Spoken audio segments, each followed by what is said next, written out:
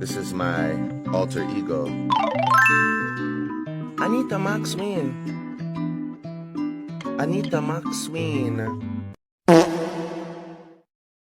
Halo guys, kita ada di Museum Pancasila. Right now, lick it good. Suck this pussy just like you should. My neck, my back, lick my pussy and my crack. My neck, my back, lick my pussy and my crack. My neck, my back. Monumen yang terletak di daerah Lubang Buaya, Cipayung, Jakarta Timur ini berisikan macam-macam hal dari masa pemberontakan G30 SPKI, seperti pakaian asli para pahlawan revolusi. Nah, Monumen Pancasila Sakti dibangun atas gagasan Presiden kedua, yaitu Soeharto, dibangun di atas tanah seluas 14 hektar. Monumen ini dibangun dengan tujuan mengingat perjuangan para pahlawan revolusi yang berjuang mempertahankan ideologi negara Republik Indonesia, Pancasila dari ancaman ideologi komunis.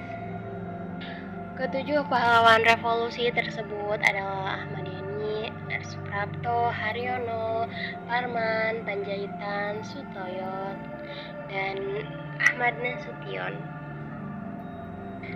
Monumen ini berdiri di atas lahan seluas 14,6 hektar dan terdiri dari beberapa tempat yang bersejarah seperti Museum Pengkhianatan PKI, sumur tua tempat membuang jenazah 7 pahlawan revolusi, rumah penyiksaan, pos komando, dapur umum, mobil-mobil tua peninggalan pahlawan revolusi, dan Museum Paseban.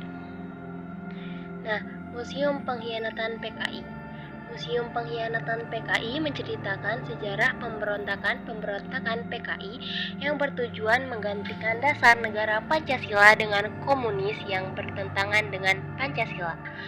Sampai pada pemberontakan kedua yang terkenal dengan nama Gerakan 30 September atau G30 SPKI.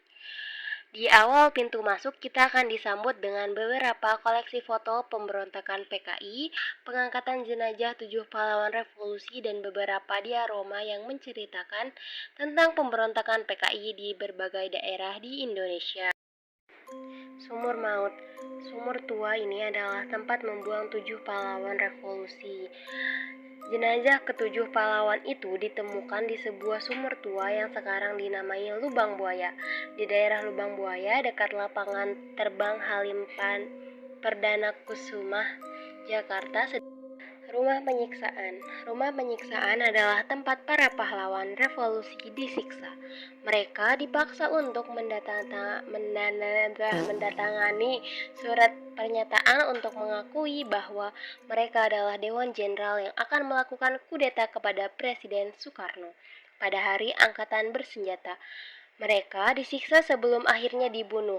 Di tempat ini ditampilkan diorama penyiksaan 7 pahlawan revolusi beserta kisah dimulainya pemberontakan PKI.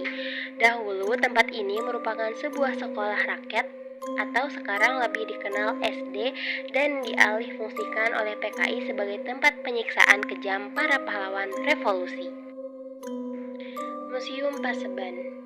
Museum Paseban yang terletak di Kompleks Monumen Pahlawan Revolusi ini diresmikan oleh Presiden Soeharto pada tanggal 1 Oktober 1981, bertepatan dengan Dwi Windu Hari Kesaktian Pancasila. Di dalam ruangan ini terdapat beberapa diorama sebagai berikut.